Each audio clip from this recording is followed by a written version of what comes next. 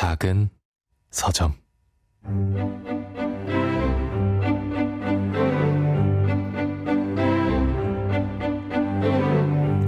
안녕하세요. 작은 서점에서 장강명의 인생책 코너를 맡고 있는 소설가 장강명입니다. 어제에 이어서 김경일 교수님을 모셨습니다. 김경일 교수님은 심리학자지만 해결사 같은 느낌이 있으세요. 뭐든 질문을 하면 명쾌하게 해결해 주실 것 같은데요. 김경일의 지혜로운 인간생활, 설득의 심리학, 적정한 삶, 그리고 최근에 내신 적절한 좌절까지 수많은 책으로 우리 생활에 꼭 필요한 심리학 지식을 전달해주고 계시죠. 오늘도 인생책과 더불어 깊이 있는 이야기를 나눠보겠습니다. 교수님 어서 오세요. 안녕하세요. 네, 저희 잠깐 2부 시작하기 전에 네. 저한테 꼭 이걸 물어봐달라고 네, 말씀하셨습니다. 작은 서점에 왜 나오셨습니까? 네. 아니 이게 이제 더 이상 지체하다가는 제가 말씀드릴 수 있는 책이 없을 것 같아가지고. 아, 여태까지 게스트들이 뽑으신 인생책이 다. 왜냐면 이제 저도 늘 제가 듣는데 네. 이제 작년 이제 여름 되기 전에 이제 이정모 관장님 네. 나오셨는데 플란다스의 를 하시는 거예요.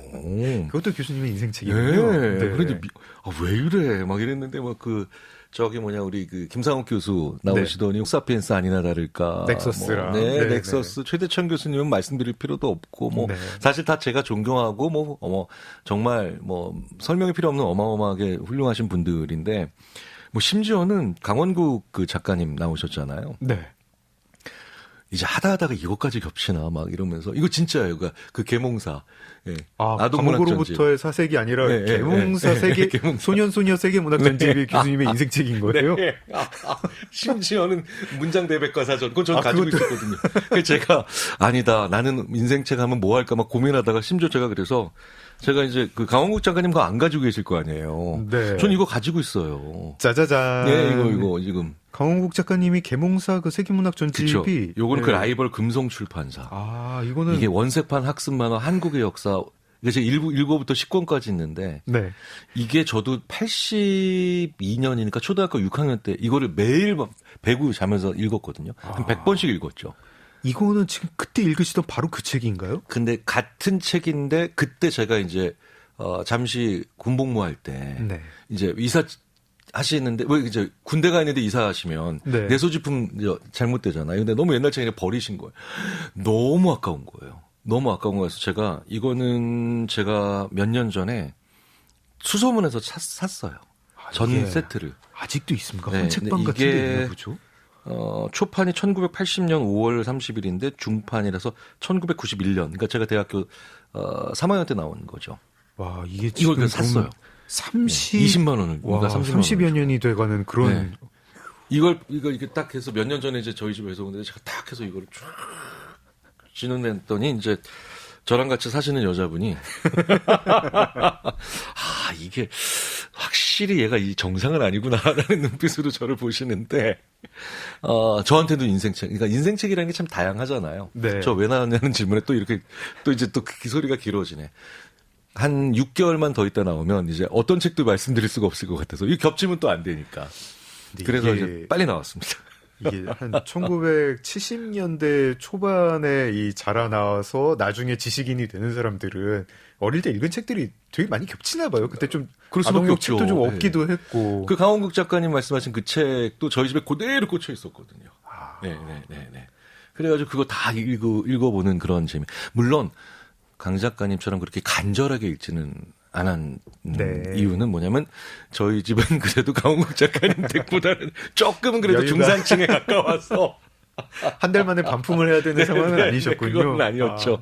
하지만 저의 어린 시절에도 마찬가지로 저보다는 이제 조금 연배가 있으시지만 그런 것도 있고요. 진짜 옛날에는 정말 흔하지 않았잖아요. 네. 그러니까 이제 책이 귀했어요. 네, 귀했어요. 네. 귀해서 진짜 항상 총채 같은 걸로 이렇게 닦아내고 먼지 털어내고 맞아요. 이러고 닦고 이러고 봤던 시절이 있었죠. 그래서 물론 그게 더 옳은 시절이다라고 말씀드리는 건 아니에요. 하지만 또 귀한 만큼 또 그때 또 나름의 매력과 운치는 있었고 그래서 그냥 또 재미삼아서 들고 나왔습니다. 아니, 더 이상은 이제 오면 출연 기회도 없을 것 같아서.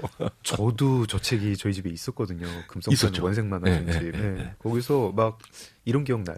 되게 뒤에가 읽기 싫더라고요. 9권, 10권 이제 뭐 세도정치 뭐 이런 거 읽기 싫고. 맞아. 너무 속상해. 네, 이순신 장군님 세종대왕 나올 때 막 통쾌할 때 막 그럴 그렇죠. 때만 막 거기만 막 달아 있었고. 그러니까 제가 지금 이제 고려 사회의 시련인데 6회가 조선의 시작이고 7회에서 임진왜란 정도. 그러니까 외란과 호란의 뭐 이런 거였건 그런 것까지 읽고 이제 8, 90 좀 잘 안 읽었었던 거 기억나요. 네. 저희랑 조금 이제 그보다 조금 뒤에 세대는 먼 나라 이웃 나라. 그것도 있죠. 네. 이원복 선생님, 있죠. 네. 근데 이제 달고 다를 때까지 읽었습니다. 네. 근데 그 책 읽고 이제 그 나라 가봤더니 하나도 안 맞아서.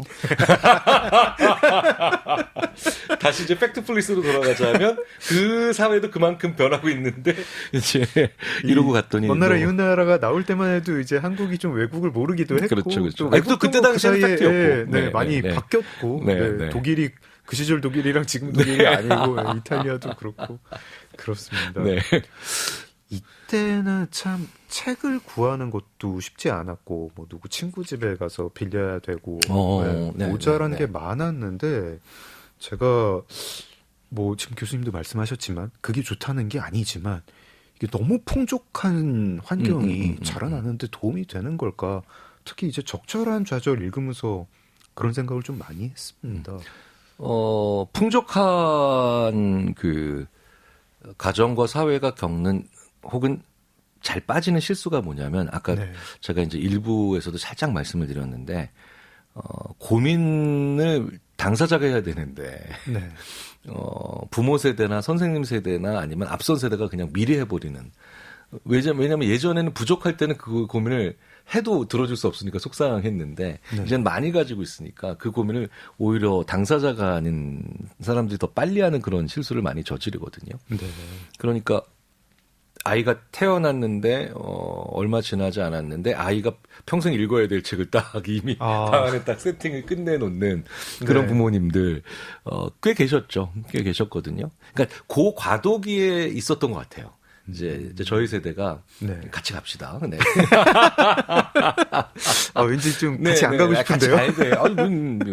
70년대 태어났잖아요. 우리 모두. 좀 어떻게 좀 끌어내려가지고 이렇게 좀 묻어가고 싶은데. 유현주 교수님이 69년생이시죠. 네, 저랑은 분명히 다른 세대입니다. 그렇네요. 60년, 70년에서 끊는 게 좋을 것 같습니다. 앞자리가 혹시 다 다른데.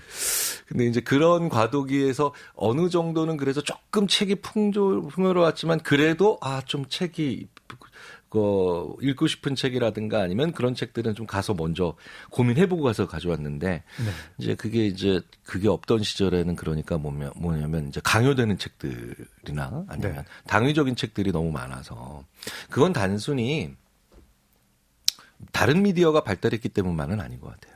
네네. 그러니까 뭐냐면 미디어가 다 우월한 미디어는 없거든요. 왜 그거 기억나세요? 1979년인가 왜 비디오 킬즈 더 라디오 스타라고 하는 노래 나왔는데 MTV 첫 방송국이라고 알려져 있죠. 근데 재밌는 건 지금 생각해 봤더니 아니 잠깐만 오히려 TV가 죽었는데. 그렇죠. 오히려 라디오는 남아 있고 MTV 채널을 보는 사람이 없어지고. 그러니까 TV가 바로 뭐냐면 내가 고민하지 않고 자기들이 고민해서 다 틀어주는 그런 매체로 압도적으로 진화를 했는데 라디오는 끊임없이 너 무슨 생각해? 그래? 그럼 우리도 이거 반영해볼게? 훨씬 더 이렇게 상호작용적으로 변했거든요. 청취자 이 엽서 같은 거 많이 받고 공개 방송하고. 그러니까 지금 이 순간에도 보면은 TV 시리즈로 제작된 것보다 라디오에서 진행하는 것들을 유튜브나 이런 데 올려놨을 때 사람들도 좋아하는 이유 중에 하나도 바로 뭐냐면 훨씬 더 청자와 상호작용을 많이 하잖아요. 그러니까 책도 마찬가지였던 것 같아요. 상호작용하지 않았던 그런 관계 속에서 오는 책들. 그냥 어느 날 갑자기 툭 하고 막 그 과제물처럼 고교생이 읽어야 할 고전 100권 뭐 이런 거. 네, 이렇게 떨어지기 시작하면서 조금 그게 이제 풍요로움과 이제 물질적 풍요로움이나 아니면 훨씬 더 대량 생산과 맞물리면서 좀 책으로부터 멀어지는 게 되지 않았을까 싶기도 한데 그렇지만 여전히 그럼에도 불구하고 금서들은 계속해서 인기가 많았다는 거. 제가 그 적절한 저자 읽다가 생각이 든 게요. 그 아이를 키우는 부모님한테 해주는 조언이 이게 뭐 심리학의 조언, 뭐 심리학 아닌 학문의 조언까지 포함해가지고 이게 뭐 좀 세대마다 좀 다른 것 같아요. 아주 옛날에는 아이들 되게 엄하게 키워야 된다 이러다가 어느 순간 이제 막 그저 사랑으로 보듬어주고 뭐 모든 거를 다 안아주고 뭐 아이의 어떤 어려운 점들을 잘 들어주고 귀 기울여 들어주고 하다가 그거의 부작용이 좀 적절한 좌절을 못하는 거 아닌가 이런 생각도 좀 들거든요. 그러면 그 시대의 그 훈육 방법이 그럼 틀렸느냐라고 하면 상당 부분 또 자기 그 나름대로의 기능과 역할이 있었기 때문에 그게 강조됐었겠죠. 됐었을 텐데, 그럼에도 불구하고 드는 생각은 뭐냐면, 원칙이라고 하는 게 의외로 복잡하고 미묘할 수밖에 없는 문제에서는 오히려 안 좋은 역할을 하거나 부작용을 많이 일으키는 게 아닌가라는 생각을 해봐요. 어떤 원칙입니까? 그러니까 이제 원칙이라고 하는 게 무엇이냐. 사실 사람을 해치면 안 되죠. 이거는 사실 타협이 거의 불가능한 원칙이죠. 그렇죠. 그리고 약한 사람을 도와줘야 된다. 이것도 타협이 거의 불가능한 원칙이죠. 그런데 청소년은 일찍 들어와야 돼. 이게 그러면 원칙이 될 수 있는가? 그렇죠. 사실 얼마든지 다양한 활동을 하면서 할 수 있는 타협이 될 수 있는 것들이 많거든요. 그러니까 가장 중요한 건 오히려 얼마든지 인지적으로 유연성을 발휘해서 생각해야 되는 것들의 영역에 원칙이 들어가 버리면 되게 재밌는 건 진짜 지켜야 될 원칙들은 오히려 흔들리는 경우들이 많은 경우를 우리가 볼 수 있잖아요. 그래서 시대별로 강조되는 어떤 그런 양육관이라든가 아니면 이런 것들은 있지만 그런 것들이 그때그때마다 원칙이라고 포장되거나 원칙이라고 강조하는 이런 약간 뭐라 그럴까요? 무책임하게 용감한 분들의 어떤 이야기들은 좀 많이 경계해야 되지 않을까 싶어요. 또 세게 말씀하시면은 또 그렇죠. 되게 중요한 얘기인가 보다 하고 이제 따르게 되니까. 그렇죠. 왜냐면 근데 그것도 마찬가지인 게 뭐냐면 이제 우리가 지난번에 얘기했던 카네만의 생각에 관한 생각에서 그러니까 그게 직관적으로 더 매력적이니까. 그렇군요. 그렇지 않을까 싶어요. 저희의 사고 방식이 그런 메시지를 더 중요하게 받아들이는군요. 그래서 그렇다면 뭐가 제일 좋은 거냐? 그 내용이 중요한 게 아니라 자주 고민하는 게 제일 중요한 걸 거야. 이게 이제 저희 심리학자들의 생각이죠. 자주 고민해야 된다. 그러니까 오늘은 뭐가 맞을까? 내일은 또 그게 바뀔 수 있으니까 뭐가 맞을까? 마이클 샌델도 그 얘기를 했잖아요. 진짜 정의란 지금 이 순간에 부합되는 정의가 무엇인지 매번 기꺼이 그때마다 고민하는 게 정의다. 그래서 그게 현재까지로 보면 그래도 꽤 괜찮은 그 방식이 아닌가 싶어요.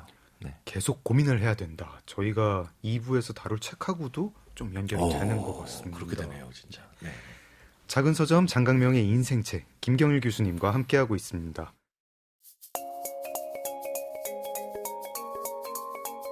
인생을 뒤흔든 한 권의 책, 장강명의 인생책.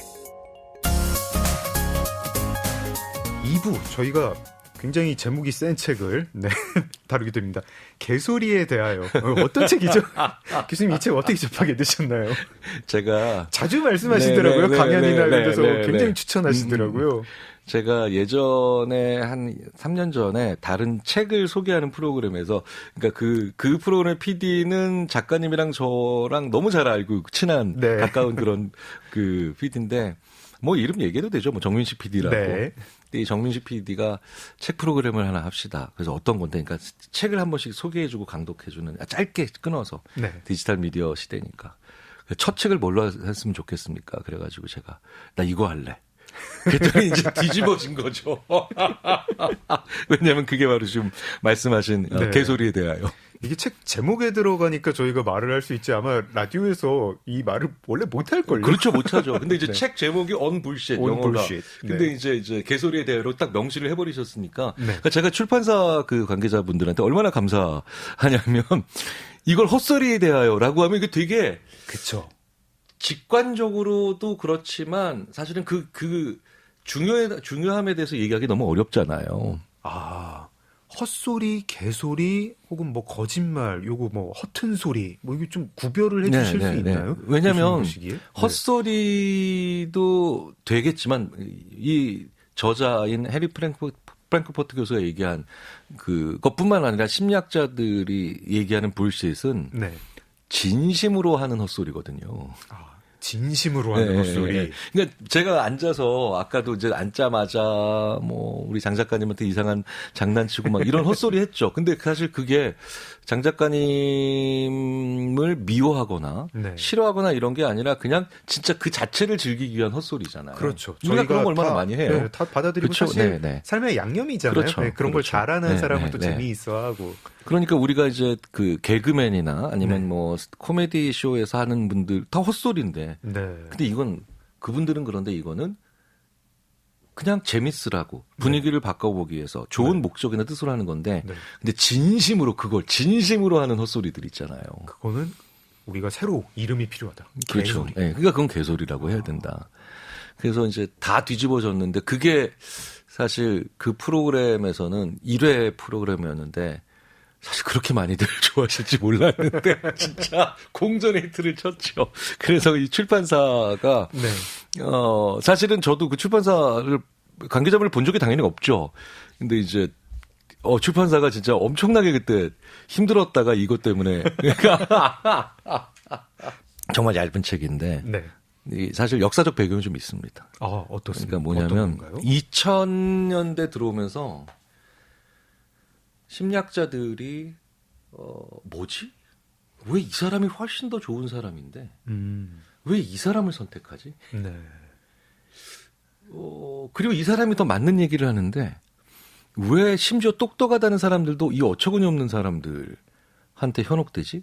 특히 이제 미국 정치에서. 그렇죠. 네네네. 굳이 예를 들지 않으셔도 됐는데. 정확하게는 2000년대 초반의 대선과 관련된 거죠. 왜냐하면 네. 그때 앨 고어라고 하는 너무 괜찮은 정치. 네. 너무 괜찮은 정치. 부통령이었죠. 네. 재밌는 건 이제 한스 로슬링, 팩트플리스의 한스 로슬링도 이제 또 엘고와 너무 가까운 사이였지만 네. 그렇다고 뭐 그 사람이 모든 게 미화될 필요는 없겠지만 그래도 너무 괜찮은 정치인인데 어떻게 이 사람을 뽑지 않고 이 사람을 뽑을까라고 하는데 그러면서 이제 출발한 여러 가지 일련의 형태를 보면서 사람들이 진실을 얘기하는 사람들을 선출하는 게 아니구나. 진심을 얘기하는 사람을 선출하는구나. 진실이 아니라 진심. 네. 그러니까 진심으로 헛소리하는 사람이 마찬가지로 진심이니까 네. 사람들은 그런 사람들을 뽑더라는 거예요. 그래서 본격적으로 시작됐죠. 네. 그 전까지 심리학자들이 대부분 무엇을 연구했냐면 진실과 거짓 사이를 연구했거든요. 네네네. 네. 그러니까 누가 거짓말하는가? 네. 왜 거짓말하는가? 뭐 리플리 증후군처럼. 뭐 표정이 어떻게 그렇죠. 바뀌나. 네네. 근데 거짓말과 진실 사이에 뭐지? 오히려 더 강력한 면적도 엄청 넓은 회색지대가 있네. 네. 근데 그게 바로 봤더니 진심이에요. 거짓말은 진심이 아니라는 걸 본인도 알고 있잖아요. 그러니까 거짓이 그렇죠. 되는 거죠. 내가 이거를 원래 사실이 있는데 그걸 네. 속여야 되니까 그렇죠. 거짓말을 할 때 진심으로 거짓말을 하면은 정말 이렇게 경지죠 그건 진짜. 그렇죠. 네, 네, 자기가 네, 믿어가지고 하다가 그러니까요. 네. 그러니까 그런 경지에 오른 사람들을 사람들이 쫓아가더라는 거예요. 그러니까 진심이라고 하는 게 굉장히 좋은 거 사실은 상당 부분 대부분의 경우에 좋은 거죠. 진심은 거짓으로 얘기하는 것보다. 뭐 그렇죠. 그렇죠. 저희가 그리고 사실 이 개소리에 대해 읽기 전까지는 그렇지. 그게 맞다고 생각을 그리고 그런 했는데. 가정을 우리도 모르게 네. 하고 있지. 네. 그렇죠. 그래서 진짜 무서운 건 거짓말장애보다 진심으로 이상한 소리를 하는 사람들이구나. 진심으로 그거를. 네. 왜냐면 이 사람들은 거짓말장애는 팩트 체크하면 무너뜨릴 수 있지만 진심으로 이상한 얘기를 하는 사람은, 그 얘기를 진심으로 하는 사람은 팩트를 아무리 얘기해봐야 소용이 없거든요. 그러니까 팩트풀리스에 나오는 그 팩트 아무 소용이 없는 거예요, 이 사람들한테. 예. 이 2000년대 들어서 이제 미국에서 나온 현상인데 사실 점점 심해지고 있는 것 같지 않습니까? 그러니까. 한국도 좀 그런 것 같지 않나요? 네. 그러니까 점점 세상이 사실 이것도 뭐 사이클이 있다라고 보는 연구자들도 있고 아니다 인류 역사상 이렇게 소위 말해서 불시세 시대가 세게 온 적이 없었다라고 보는 연구자들도 팽팽히 맞서고 있는데 네. 어쨌든 2000년을 기준으로 했을 때 네. 그러니까 지난 세기 빼고 2000년을 기준해서 지난 26년만 놓고 보였을 때는 점점 강해지고 있는 건 분명하죠. 저는 사실 이제 성인이 된 게 뭐 이제 1990년대 중후반이니까 제가 성인이 돼서 나이를 드는 동안에는 지금까지 오는 한 30년 동안에는 계속 이 개소리의 힘과 뭔가 그렇죠. 그 영향 범위가 점점 넓어졌습니다. 걱정도 많이 되고 또 좌절도 많이 되죠. 옛날에는 개소리를 어디서 들었냐면 주로 종교하고 관련해가지고 뭐 이렇게 길거리 같은 데서 이렇게 약간 다 뭐 그런 정도로 좀 들었거든요. 저 사람 진심으로 얘기를 하는데 저 사람이 하는 말은 진실하고는 상관이 없는 말이다. 그리고 뭐 그걸 뭐 개소리라고까지는 얘기 안 하고 마음이 좀 아프신가 보네 이러고 지나갔는데 이제는 이제 공적인 영역에 공론장에서 TV 토론 프로그램에서 네. 저분 저기 좋은 대학 나오고 경력도 되게 괜찮은 분인데 왜 저런 말을 하지? 막 싶은 정말 이렇게 개소리쟁이들을 프랭크퍼트의 표현에 따르면 개소리쟁이들을 TV에서 보고 있습니다. 그렇죠.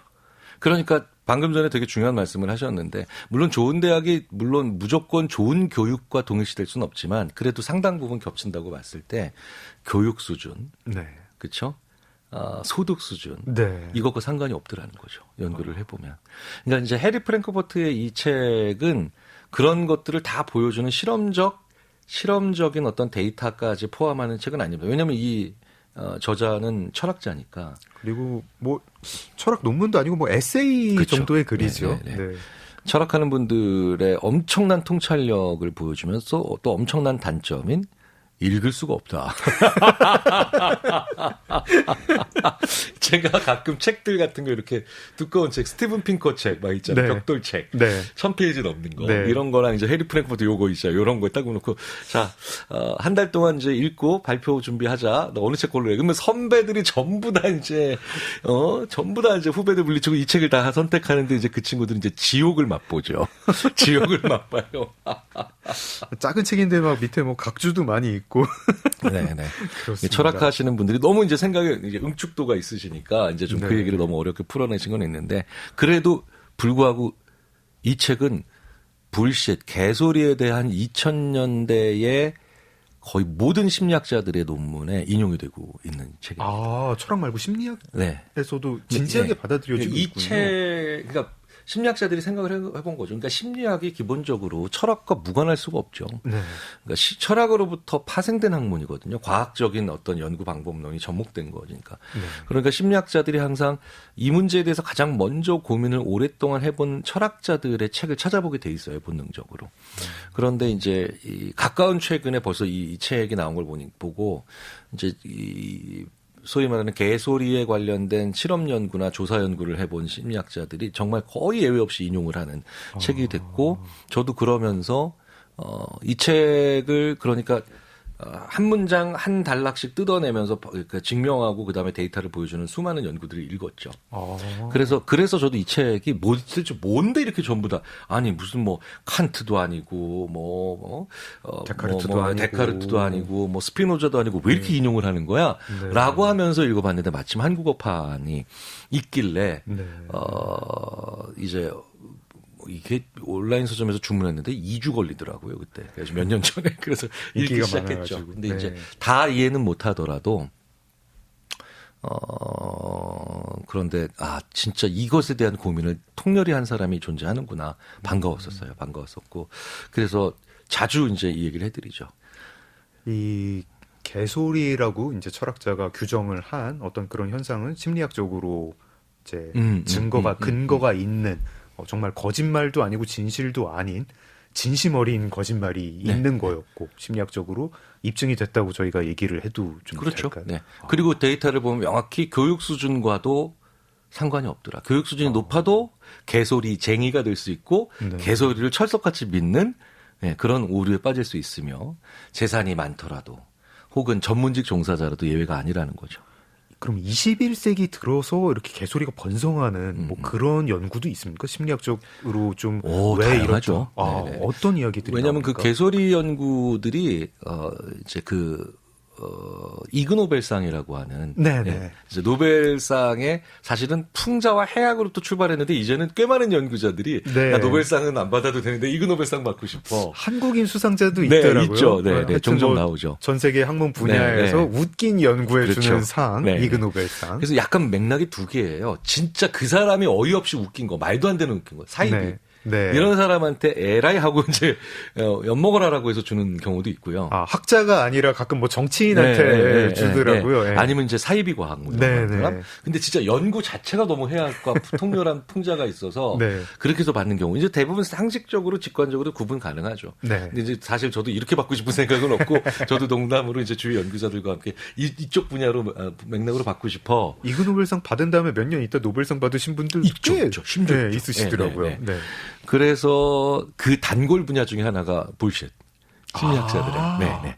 그러니까 그만큼 심리학자들이 많이 붙어서 하고 있다는 겁니다. 아. 이게 뭐지? 왜 이러지? 왜 이러지? 궁금해요, 사실. 네, 네, 네. 진짜 너무 왜 이러지? 어떤 여론의 자정작용 뭐 이런 거 믿었었는데 네, 민주주의가 이제 지적인 토론을 통해서 사람들이 합리적인 선택으로 이렇게 어떤 집단 지성이 발휘될 줄 알았는데 아니더라고요. 네, 네. 아니에요. 첫 번째로 많이 나오는 것 중에 하나가 네. 자기 스스로 사물과 현상에 대해서 정의 내려본 적이 없는 사람들.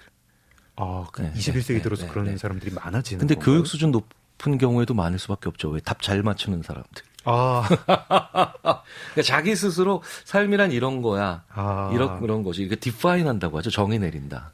나의 문제를 규정을 하는 능력은 그쵸. 없이 그저 이제 주어진 남이 문제를 내린 푸는 거. 정의를 잘 받아먹는. 아, 근데 그러면 그런 사람들이 프로파운드 불쉿, 심오한 개소리. 아, 그렇죠. 인생은 흐르는 강물에 뭐 예를 들어서 떠다니는 하나의 조각배다. 사실 뭐 의미가 있을 수도 있고 없을 수도 있는데 네. 왠지 이런 얘기를 하는 사람들한테 잘 떠오른다는 거죠. 아. 그러니까 소위 말해서 교육 수준도 높지만 자기가 스스로 무언가를 정의 내려본 적 없고 그렇기 때문에 남의 정의를 잘 외웠던 사람들, 이른바 시험 잘 보는 데만 유리한 그런 점수 잘 받는 사람들이 잘 빠지는 게 프로파운드 불쉿에 되게 취약하다. 오히려 아예 책을 안 읽고 글자를 모르는 수준이면 그런 심오한 개소리에는 현혹 안 되고 뭔 소리야 하고 넘어갈 텐데. 그렇죠. 아, 네, 네. 조금 그런 소리에 그렇죠. 익숙하다 보니까. 네, 네. 그 다음에 이제 또 두 번째 유형으로는 프로파운드, 그러니까 아주 심오한 게 아니다 하더라도 그냥 일반적인 그런 불쉿에 목소리만 크면 뭔가 있나 보다라고 해서 네. 잘 또 빠져드는 사람들이 있죠. 네. 그러니까 이런 사람들도 기본적으로 다양한 사람들을 만나지 않고 그냥 되게 비슷한 사람들만 많이 만난 사람들. 그런 사람들이 21세기에 좀 많아지는, 뭐 많아졌다 치면, 뭐 무슨 근본적인 물론 SNS나 원인 같은 아니면 게 뭐 디지털 기술이 나는 1000명을 왜 그런 거 있잖아요. 실제로도 왜 정신과적 치료나 아니면 상담사분들을 만나야 되는 분들 중에 이런 분들이 또 가끔 오시는데 난 진짜 사람들 너무 많이 만났다고. 그런데 딱 얘기를 해보면 똑같은 사람만 1000명 만난 거예요. 아, 예. 그러면 이제 이런 분들이 자기 조금만 평균적으로부터 이탈한 사람들을 만나게 되면 이해할 방법이 없는 거죠. 저희가 SNS 시대에 오기 전에 1000명을 만났다면 이러저러하게 의견 그렇죠. 다른 사람들을 1000명을 네, 만나고 자기랑 의견 같은 사람 그중에 한둘이었을 텐데 SNS 시대가 되니까 자기랑 의견 같은 사람을 1000명을 만날 수가 있게 되는군요. 그러니까 과거에는 진짜 과거 정말 10,000년 전, 뭐 5,000년 전, 10,000년 전이라면 마찬가지로 1000명을 만나도 되게 비슷했겠죠. 근데 이제 그렇죠. 인터넷 네. 보급되고, 네. 그러니까 소위 말하는 SNS나 아니면 이런 것들의 기술이 확 뜨기 전에 인터넷 보급되고, 그 다음에 세계화라든가 뭐 여러 가지 이런 정보들이 쉽게 접근되던 시기, 네. 요때 한 20년 정도가 굉장히 다양성이 높아졌던 아, 그렇군요. 시기예요. 1000년 전에 한양에서 태어난 사람은 한양 사람만 그렇죠. 만나다가 이제 뭐 피부 색깔이 다른 사람은 볼 일이 없이 그냥 한평생 사는 건데 잠깐 인터넷 시대에 그렇죠. 한 20년 동안 굉장히 다양하게 만났죠. 인터넷 통해서 그렇죠. 온라인으로 네, 뭐 네. 중동 사람도 만나고 남미 사람도 만나고 하다가 그 시기가 좀 지나간 그렇죠. 거군요. 그러니까 그 시기가 지났는데 기술이 더 발달하면서 오히려 알고리즘이라고 하는 것이 일부의 모든 사람들은 아니지만 일부의 사람들로 하여금 그래 이 사람 하면서 마치 그러니까 1000년 전이나 500년 전의 사람과 똑같은 방식으로 사람을 만나게 기술이 오히려 해버린 거죠. 1000년 전 사람은 근데 1000명 만나는데 시간이 되게 오래 걸렸는데 그렇죠. 이제는 근데 그 짧은 시간에 그 똑같은 사람이나 같은 가치관을 공유하는 사람들만 딱 만나버리니까 사람들이 다른 사람들을 이해하는 방법을 뇌가 어떻게 생각하냐면 나 많이 만났어. 당위성은 잡고 있는데 조금만 다른 사람 이해를 못하겠네? 라고 하니까 너 이상한 사람이지. 라고 이제 굉장히 나랑 상이한 사람에 대한 포용성이 급격히 떨어지는 거예요. 그러니까 20세기 초반부터 21세기 이러면서 쭉 떨어진 게 아니라 올라갔다가 갑자기 낭떠러지처럼 떨어지는 그런 사람이 있는데 시대 전체가 그렇다는 게 아니라 그런 사람들이 있더라는 거죠. 그런 사람들은 옛날 같으면은 1000명을 만나면은 좀 의견 반박도 받고 그러니까 자기가 말할 때 이렇게 세게 못 말했는데 그렇죠. 이제는 그냥 아주 세게 말하겠네요. 그렇죠. 1000명을 만났는데 다 동의하더라 이러면서. 그렇죠. 왜냐하면 그것도 이제 연구한 그 심리학자들에 의하면 사람들은 언제 자기 의견에 가장 자신감을 가지게 되느냐 그 의견을 공유하는 사람, 나랑 내 의견에 동의하는 사람을 만나는 것보다 더 세게 자신감 가지고 있는 게 의외로 머릿속으로 되게 다른 것 같은 사람인데 공유되는 되게 비슷한 점이 있는 사람. 예를 들자면 고등학교 동문 선후배. 아니면 같은 부대 출신. 뭐 이런 식으로 굉장히 머릿속으로는 다른데 라고 하지만 플랫폼이 같은 사람들. 이런 사람들을 다수 만나서 거기서 내 생각이 맞다라고 해주면 거기서 가장 강한 자신감을 갖더라는 거예요. 사실은 같은 플랫폼이지만 그걸 모르고 저 사람 그렇죠. 나랑 되게 다른 사람이라고 생각을 하면서 나랑 다른 사람도 이 생각이 맞다고 해주는구나. 그렇죠. 그러니까 그런 미묘한 접경지대에 놓인 사람들 중에 원래부터 이제 다양성 떨어지는 사람들은 훅 빠지게 되기가 되게 좋다는 거죠. 이 미디어 환경도 누가 세게 말하면은 그게 이제 점점 가라앉는 시대가 아닌 것 같아요. 누가 세게 말하면은 처음에는 이런 이상한 의견을 말하는 사람도 있다라면서 기사가 나오다가 기사 때문에 그 의견을 접해가지고 그 의견이 더 세지면 나중에 이제 뭐가 국민적 논쟁이 되고 있다 이런 데까지 가는데 걸리는 시간이 얼마 안 걸리는 것 같더라고요. 그래서 걱정이에요. 왜냐하면 이게 너무 지금 그래서 그런 것에 잘 저항하고 그다음에 보편적인 사실이나 아니면 보편적인 어떤 현상으로 시선을 돌릴 수 있는 사람들과 갑자기 같은 학교, 같은 뭐 직업을 가지고 있는데도 여기에 잘못 몰입돼 가지고 계속해서 이상한 사람이 돼버리는 그런 외로운 사람들로 이게 약간 정상 분포들이 대부분 사라지고 있는 느낌. 그래서 쌍봉으로 들어가는데 이게 이제는 신경을 써야 될 문제고요. 정상 가운데 있어야 될 사람들은 없고 이쪽에 이상한 사람과 저쪽에 이상한 사람 집단으로. 아니면 너무 괜찮은 사람과 너무 보편적으로 정상적인 사람과 아주 비정상적인 사람으로. 그러니까 이게 봉우리가 막 여러 개씩 나타나는 이런 현상들이 벌어지는데 조심해야 되는 게 왜 그러냐면 이런 소리가 어느 정도까지는 개소리를 하는 사람들에 의해서 소비자들이 끌려가면서 제공해주고 그 사람들에게 계속 무언가 제공하잖아요. 개소리쟁이와 개소리 그쵸. 청취자들, 그쵸. 개소리 러버들. 네. 근데 문제는 어느 순간에는 이게 개소리라는 게 증명이 되면 그리고 개소리는 건 사실 그 전부터 다 알고 있었던 사실이니까 이게 점점 외로워지거든요. 새로운 유입이 되게 어려워져요. 왜냐하면 아까 이미 그 답이 있어요. 이런 집단은 기본적으로 조금만 달라도 이해할 수 있는 방법이 없기 때문에 받아들일 수 있는 방법이 없기 때문에 그 안에서 다시 한번 개소리로 싸우기 시작하고 그 다음에 진심과 진심이 충돌해서 끊임없이 폭발이 일어나게 돼 있거든요. 이렇게 지구가 평평하다고 주장하는 분들 사이에서 내부 갈등이 되게 심하다고 그럼요. 네. 그러니까 이거는 아까 제가 일부에서 말씀드렸던 소위 말하는 베지터리언과 비건의 갈등과는 좀 양상이 다른 거예요. 그거는 좀 다른 거예요. 네. 이거는 각자 자기가 추구하는 가치관은 비슷한데 네. 거기서 다른 거에서는 배신감이라든가 섭섭함이지. 근데 그래도 그거는 이제 뭐 어느 정도 건강한 노선 투쟁 정도로 받아들일 수 그렇죠. 있는데.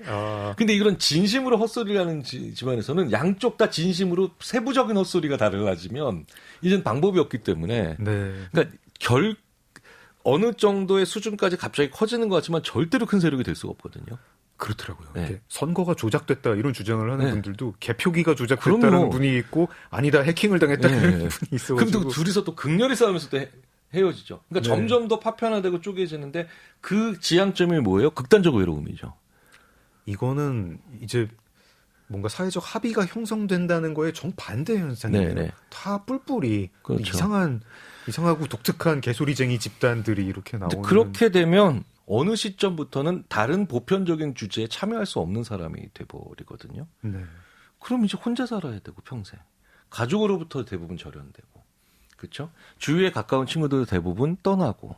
그럼 이게 뭐냐면 그 사람이 가지고 있는 보편적인 능력이라든가 이런 걸로도 이제는 상쇄가 안 되는 시대잖아요. 왜냐하면 AI가 생성형 AI가 네. 이제 보편적이고 루틴한 일들을 다 해버리기 때문에 이젠 사람과의 접점을 못 만들어내는 사람들은 각 직업 내에서 이제 굉장히 가차없이 이제 버림받을 수밖에 없거든요. 그렇게 일단 어떤 보편 상식에서 일탈한 그런 그렇죠. 외로운 이상한 늑대들은 네네. 사회가 굳이 얘를 보편 중심으로 보편 상식으로 데리고 와서 노동력으로 써야겠다는 그렇죠. 이제 생각 그것도 자체도 없어진 거예요. 네, 그럴 이유도 네, 없고 네, 그냥 네. 뭐 어디 저기 남한테 피해 안 끼치고 자기 집에서 조용히 살았으면 좋겠다. 그렇죠. 그런 말을 하진 않지만 네, 약간 네, 네. 방관적인 태도로. 그러니까 이미 그런 게 일부 시작되고 있죠. 이 개인한테도 굉장히 큰 불행이고 그렇죠. 네, 사회도 굉장히 암담합니다. 다들 뭐 어떤 이상한 은둔형 외톨이인데 이상한 음모론을 믿고 있는 제각각의 음모론을 믿고 있는 은둔형 외톨이가 된다. 뭐 프랭크포트가 거기까지 쓴 건 아니었지만 그렇게 쓰지 않지만 약간... 그렇게 전개가 되고 있고 네. 프랭크포트의 이 책의 가장 중요한 기여라면 그게 얼마나 무서운 문제가 될 것인가를 어쨌든 보게 만들었기 때문에 네. 저한테는 2020년 전후로 만났던 가장 왜냐면 이제 저도 개소리 연구를 하기 시작했으니까요. 네. 그러니까 이제 심지어 제 대학원생 중에 한 명이 직장 내 개소리 척도를 개발했어요. 한국형 직장 내 개소리 척도. 너무 궁금합니다. 뭐 이제 예를 들자면 문항이 정확하게 일치하진 않는데 우리 회의할 때 사실 누가 봐도 자기가 이거 자기 위해서 하는 회의. 그러니까 사실 회의의 대부분이 직장 상사를 위한 회의예요. 그 회의에서 제일 직급 높은 사람이 그 회의의 최대 수혜자죠. 네. 왜냐면 그분은 쭉 그 양반이 상무라면은 쭉 모아가지고 전무님한테 가서 딱 취업하면 그렇죠. 전무님이 또 모아가지고 부사장님한테 이렇게 그쵸. 가잖아요. 그러니까 사실 꽤 많은 경우, 다는 아니더라도 상당히 많은 경우에 회의의 최대 수혜자는 그 회의에 참석한 가장 직급이 높은 사람인데 그 사람이 제일 많이 하는 얘기가 뭐예요? 자기가 수혜자라는 거 알고 있지만 그래도 계속 믿어버리죠. 이게 다 너희들을 위해서 하는 일이라고. 그러니까 이런 거 대부분 이제 여러분의 의견을 듣기 위한 자리다. 그렇죠. 너희들을 위해서 회의하느라고 진짜 너무 바쁘다. 그렇죠. 네. 그러니까 이제 뭐예요? 근데 그런 말을 10번, 20번, 30번 반복하면 불편한 진실을 피하기 위해서 믿어버리면 되는 거지. 그러니까 이제 개소리가 그렇게 나오는 거니까 이런 척도를 심지어 개발을 한 친구가 있는데 그 친구가 얼마 있다 퇴사하더라고. 직장에 다니는 친구였는데 그걸 만들었기 때문만은 아니지만 그런 척도를 개발하기 좋은 환경의 직장이었나 보죠. 개소리가 많이 나오는. 그렇죠. 근데 그러니까 큰 기업이었죠. 큰 기업이었지. 네. 그러니까 왜 제가 이 말씀을 드리냐면, 근데 그 친구가 퇴사하면서 특정한 괴롭힘이 있거나 아니면 아니면 피해를 봐서는 아니었대요. 근데 물론 그런 척도를 만드는 걸 응원해준 사람도 있지만 그런 거 뭐 하는 거냐 너 지금 이렇게 정신 못 차리고 이런 사람도 있었지만 그 친구가 그 학생이 그러더라고요. 생각해봤더니 이 척도에 제가 너무 많이 해당돼요. 어머나. 근데 해리 프랭크포트도 책에서 그 얘기를 하죠. 이 얘기를 하는데 나도 지금 개소리하고 있는 가능성이 크다. 네. 이 개소리에 대하여를 저는 그냥 에세이로 생각하고 읽었는데 이렇게 진지하게 연구가 되고 있고 또 이제 약간 우리 사회의 어떤 암담한 미래를 경고 내진 예언하는 책인 줄인 것까지는 몰랐습니다. 요즘에서 노래 한 곡 듣고 이어갈까요? 네. 교수님 어떤 노래 추천해 주시겠어요? 유쾌한 개소리죠, 이 제목은. 핫프레쉬. 핫프레쉬. 저는 너무 좋아해요. 데이브레이크의 핫프레쉬 네. 듣겠습니다. 데이브레이크의 핫프레쉬 들었습니다. 작은 서점 장강명의 인생책, 인지심리학자 김경일 교수님과 함께하고 있습니다.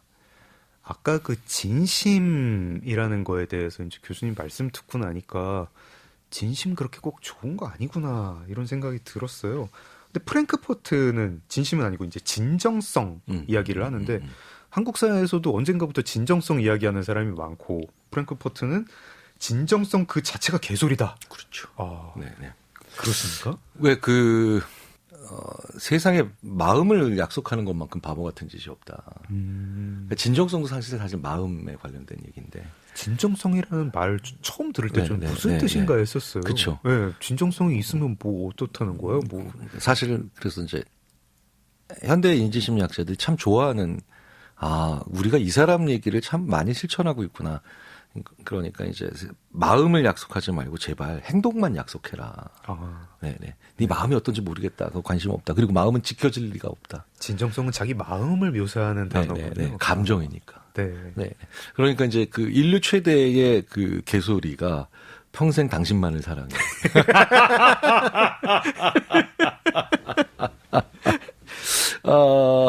그게 그 개소리인 거 알아도 들으면 좀 좋기도 그렇죠. 하고 적절히 필요하더라고요. 네네네. 아니 근데 제가 네. 나쁜 개소리라고 얘기 안 했잖아요. 인류 최대의 개소리라고. 네.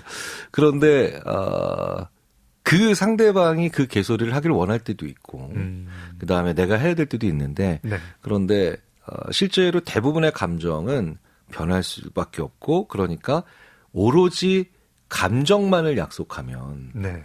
남는 게 아무것도 없다. 그러니까 계속 행동을 약속해라 제발. 그러니까 내가 이것만큼은 하지 않겠다, 이것만큼은 하겠다. 그러면 결국은 틀리게 되고 어기게 되는 게 분명해지죠. 네. 그러니까 수정하고 발전시키고 타협해낼 수가 있어요. 네. 그런데 이제 애국심, 이건 감정만 있는 거죠. 그렇네요. 그렇죠. 네. 애사심. 그렇죠. 네. 이거는 감정만 있는 거기 때문에 나는 죽어도 이거는 하지 않겠다, 죽어도 이거는 하겠다. 되게 재밌는 건. 네. 되게 재밌는 건 이상한 정치인들 보면 네. 이상한 그리고 기업의 이상한 리더들 보면 소위 말하는 행동을 약속해주지 않고 또 행동을 약속받으려고 하지도 않고 이상하게 마음만 서로 약속하고 받으려고 그러는데 그러니까 무한 책임을 묻기도 하며 지는 무한 면제를 받으려고 그래. 그러니까 상대방이 무엇을 해도 마음에 안 들면 넌 애국심이 없어 이러고 나오고. 진짜 만능 용어네요. 그럴 때. 네. 그리고 자기가 뭘 잘못하고 분명히 잘못해서 난 이건 애국하는 마음으로 그랬다고 하는 거죠. 근데 저희 진정성을 봐주십시오. 네. 그렇죠. 나라를 생각해서 그랬습니다. 그렇죠. 근데 분명한 건 행동이 약속돼야 되거든요. 네. 행동이. 되게 재밌는 건 그래서 일 잘하는 기업들을 가서 보면 요새 일 잘하는 기업들을 가서 보면 그래서 기업 문화나 기업의 어떤 그런 강령들이 굉장히 구체적인 행동 위주로 돼 있어요. 예를 좀 들어보면 예전에 그러니까 지금은 아니지만 예전에 한 회사 송파구에 있는 무슨 형제들 그 회사가 진짜 전성기 때 그 회사 송파구에서 일 잘하는 11가지 방법 거기 보면 그렇죠. 1번이 9시 반은 9시가 아니다. 9시 1분은 9시가 아니다. 출근은 9시까지 하는 거. 그다음에 뭐 그 밑에 보면 이런 것도 있어요. 휴지가 떨어져 있으면 먼저 본 사람이 죽는다. 되게 웃기죠. 어떻게 보면 유치하고. 근데 대부분 행동에 관련된 것들. 그렇네요. 아주 구체적으로 얘기를 하는 거군요. 그게 정답이라는 뜻이 아니고요. 그렇다면 여기에 동의하면 우리의 일원이 될 수 있다. 동의 안 돼? 그럼 다른 데 가시면 되고. 그래서 이 일을 잘하거나 문제를 잘 해결하거나 긍정적인 방향으로 갈 때 그때 그럴 때 그 관계나 그 조직의 언어들을 보면 마음을 자꾸 약속하라는 얘기가 별로 없고 행동을 서로 약속해주는 얘기들이 구체적으로 돌아다니거든요. 제가 줄에서 할 때도 저 줄에서 많이 하는데 뭐라고 하십니까? 각자 행동 약속 5개씩 갖고 와. 아. 그래서 결혼 5년 차까지는 절대로 아내 앞에서 방귀 끼지 않겠습니다. 뭐 이런 거 진짜 말도 안 되게 웃긴 것들 많아요. 네. 네. 근데 그런 것들을 지켜 나가라는 거예요, 제발. 평생 당신만을 사랑해가 나쁜 말이 아니라 그것만 가지고 있으면 그게 개소리 되기 쉽다. 네. 평생 지켜야 되는 거. 상대방이 나한테 꼭 지켰으면 좋겠다. 네.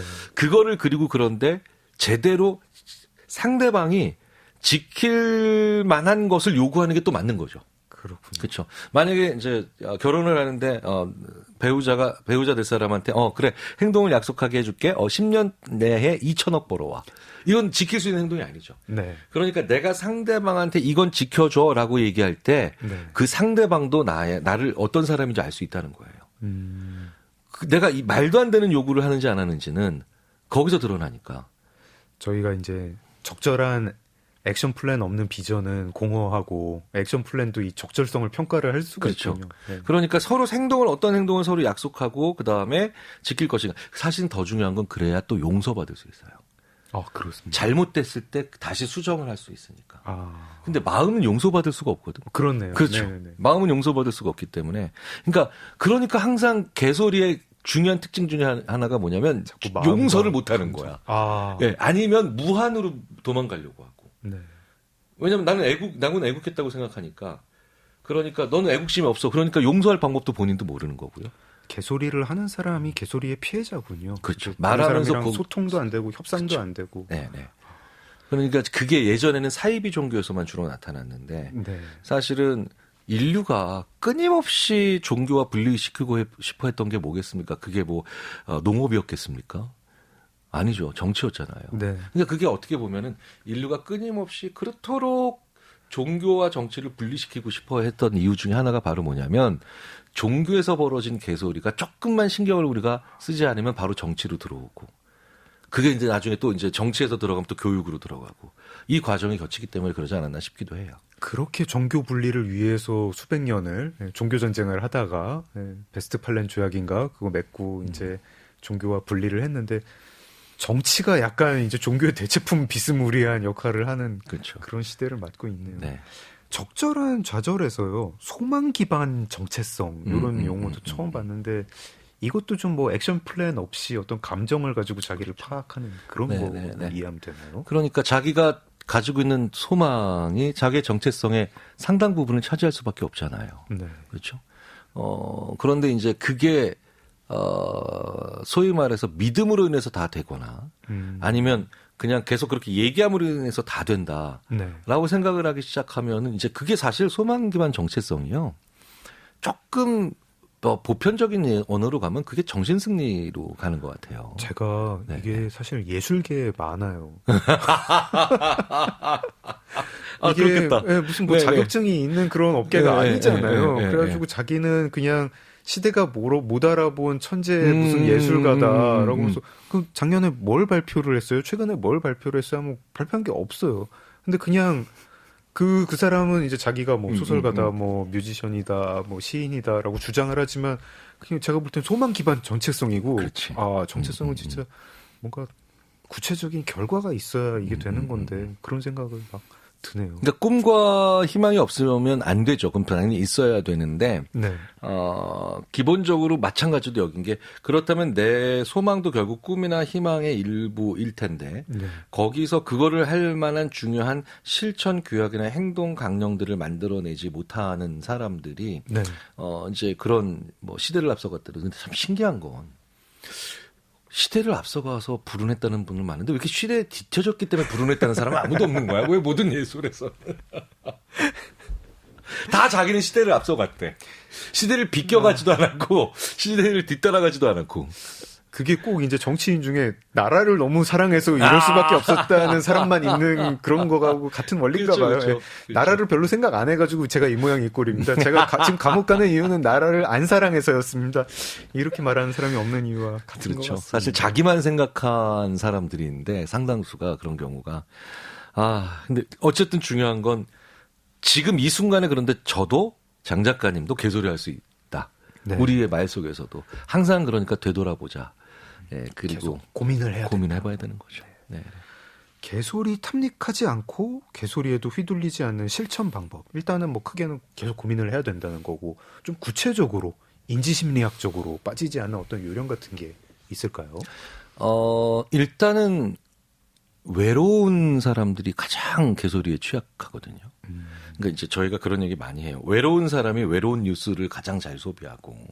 그렇죠. 그러니까 외로운 뉴스라는 게 무슨 뜻이냐면 보편적일 수가 없는 뉴스잖아요. 그렇죠. 그리고 외로운 사람이 외로운 문구에 굉장히 많이 현혹이 될 수밖에 없잖아요. 좀 슬프네요. 네. 그래서 개소리뿐만 아니라 요새 소위 말해서 조금 우리가 이제 좀 선진국이라는 범주에 들어가는 나라들이 공통적으로 외로움과 관련된 것들 어떻게 해야 되는가, 막 뭐 정부 부처도 만들고, 영국이 뭐 그런 부처 만들었던 거죠. 뭐 많이 또 이제 관심을 가지고 있거든요. 네. 그러니까 이 외로움을 어떻게 다뤄야 되는가, 이게 굉장히 중요한 문제인 것 같아요. 네. 사실 제가 이런 농담 많이 하는데 한국이 예전에는 외롭진 않았죠. 괴로웠죠. 외롭게 놔두질 않았어요. 그렇죠. 이 작은 땅에 5천만 명이 그렇죠. 서로 오지랖 부려가지고 정말 이렇게 그때는 좀 많이 외로워지고 싶다 이런 소망이 있었는데. 그렇죠. 네. 그러니까 이제 외롭지 않아 봤어요. 그러니까 우리 문화가 이제 일본은 좀 앞서서 외로워 봤거든요. 네.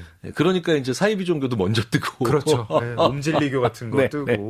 물론 우리나라에도 사이비 종교가 있기는 하지만 그런데 이제 외롭다라는 게 가장 문제가 큰데, 그럼 외로움은 언제 제일 커지고 관리가 안 될 정도로, 대처가 안 될 정도로 사람의 삶을 올가매느냐? 뭐 여러 가지. 그러니까 저희는 항상 말씀드리잖아요. 넛지의 학문이기 때문에 네. 제일 중요한 게 이거야 이렇게 얘기하기보단 이런 것들이 관련 있어, 이런 것들이 관련 있어, 이런 것들이 관련 있어, 이렇게 얘기해주는. 왜냐하면 사실 정말 많은 현상은 수많은 요인들의 상호작용의 결과지. 네. 이런 결과 하나가 무조건 이것 때문은 아니거든요. 네. 그럼 이제 다양한 연구들이 있죠. 왜 기본적으로 부족한 수면, 수면 부족 사회. 네. 외로움 증가시키고요. 그 다음에 소위 말해서 생산성 없이 바쁜 것들을 조장하는 문화, 네. 이런 것도 관련이 있고요. 네. 그리고 기본적으로 감사합니다, 미안합니다를 소위 말해서 패자의 언어로 교육하는 그런 것들도 되게 중요하다는 연관성들이 있고요. 어느 순간부터 이제 좀 뭐 미안하다, 감사하다, 그렇죠. 사과한다 이런 말 안 하게 됐죠. 그러니까 주위에 보면은 야 미안하다고 잘못 얘기하면 너 책임져야 돼 법적으로 막 이런 거 얘기하는 애들 있죠. 네. 그런 사람들이 보면 제일 외로운 사람들. 그렇죠. 그러니까 다시 팩트 플리스로 돌아가 볼까요? 당신이 미안하다 그랬을 때 법적으로 책임질 확률보다 당신이 미안합니다라고 했을 때 그것으로 인해서 훨씬 더 관계가 원만하게 끝나고 당신이 덜 다칠 확률이 훨씬 더 중요한 거야. 네. 그러니까 이제 우리는 그런데 항상 현저한 미안합니다 한번 했다가 잘못했다가 그래 그럼 네가 잘못했구나 법적으로 처벌받아. 책임져. 이런 케이스를 부각시킨다. 뭐 이런 것들도 마찬가지 얘기인데. 저희가 thinking fast하게 생각을 하면 그렇죠.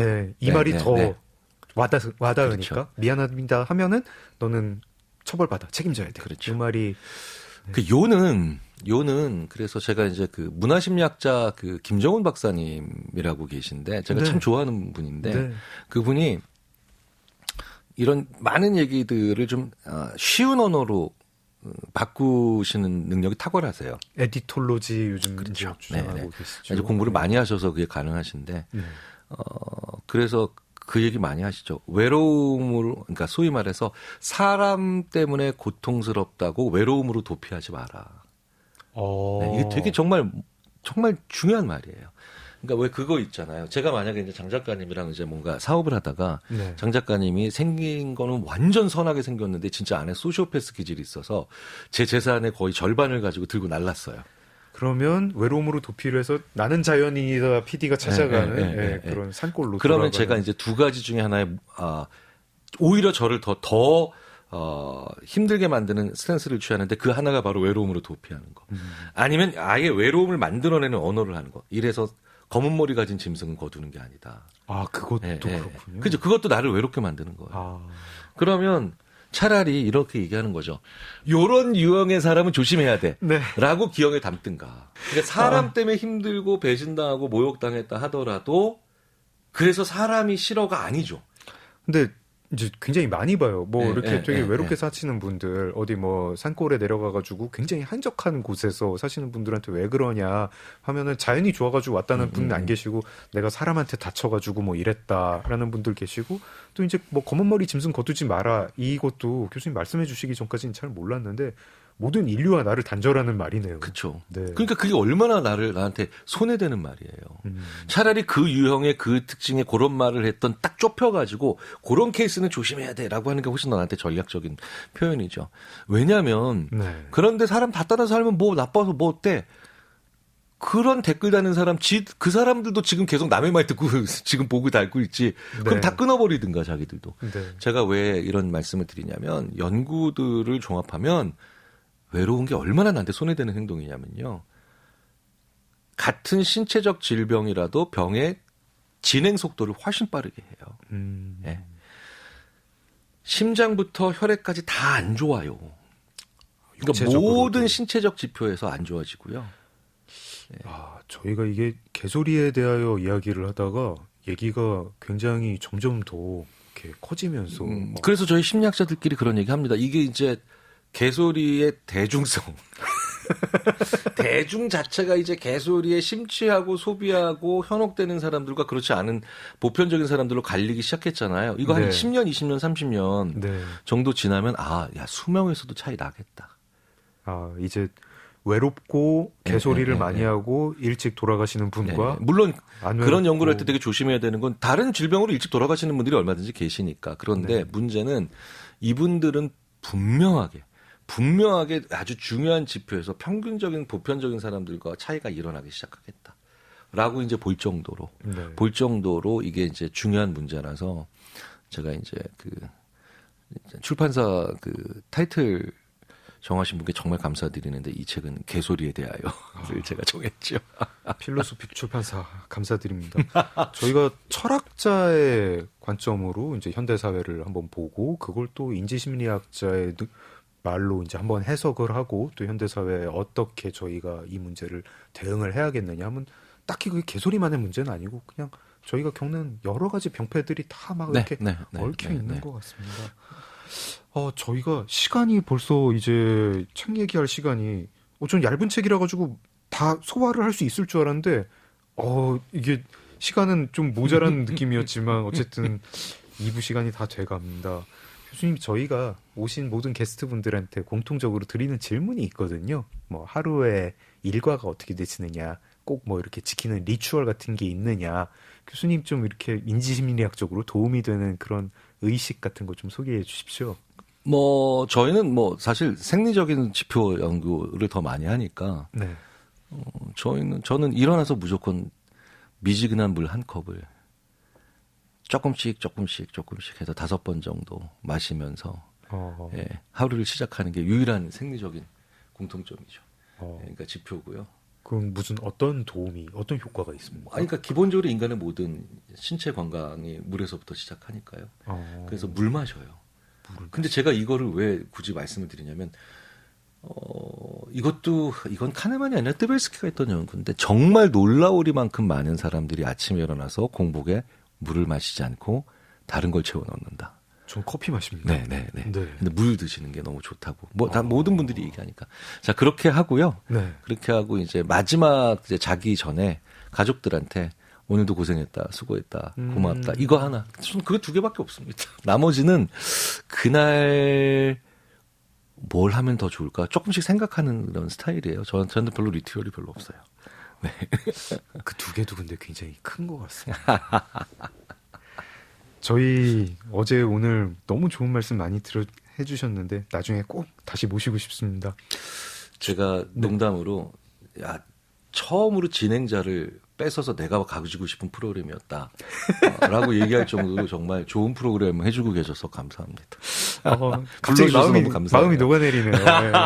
그렇죠. 네. 그러니까 저기 연말 특집에 작년 연말 특집에 다른 사람 부르셨잖아요. 네네. 올 연말 특집엔 저 불러주세요. 제가 연말 특집에도 제가 혹시 휴가 가거나 할 때 진행 부탁드리겠습니다. 휴가 오랫동안 떠나서. 마지막 어떤 노래 들으면 좋을까요? 저 83년에 처음 들었을 때 이렇게 이런 노래가 있구나 썼는데 나중에 가사가 참 독특한 가사더라고요. 네. 이제 그 알란 파슨스 프로젝트의 아이 인 더 스카이라고 이제 들어보시면 다 아실 텐데 네. 되게 중의적이에요. 그러니까 하늘에서 널 다 지켜보고 있다 뿐만 아니라 네. 결국은 모든 건 하늘이에서 그 섭리가 있는데 왜 너 혼자 그렇게 아둥바둥대냐. 별의 되게 중의적인 노래들 내가 좋아하거든요. 네. 그래서 하여튼 오늘 같은 날 뭐 이런 책 얘기했을 때는 약간 좀 차분하게 해주는 그런 노래인데 또 나름 안에 또 이런 역동성도 있어서 이상하다 보니까 이게 개소리네요. 아닙니다. 저도 좋아하는 노래입니다. 네. 작은 서점 장강명의 인생책. 어제에 이어서 인지심리학자 김경일 교수님과 함께했습니다. 교수님 나와주셔서 감사합니다. 감사합니다. 김경일 교수님의 추천곡 알란 파슨스 프로젝트의 아이 인 더 스카이 들으면서 저도 함께 인사드리겠습니다. 지금까지 소설가 장강명이었습니다. 감사합니다.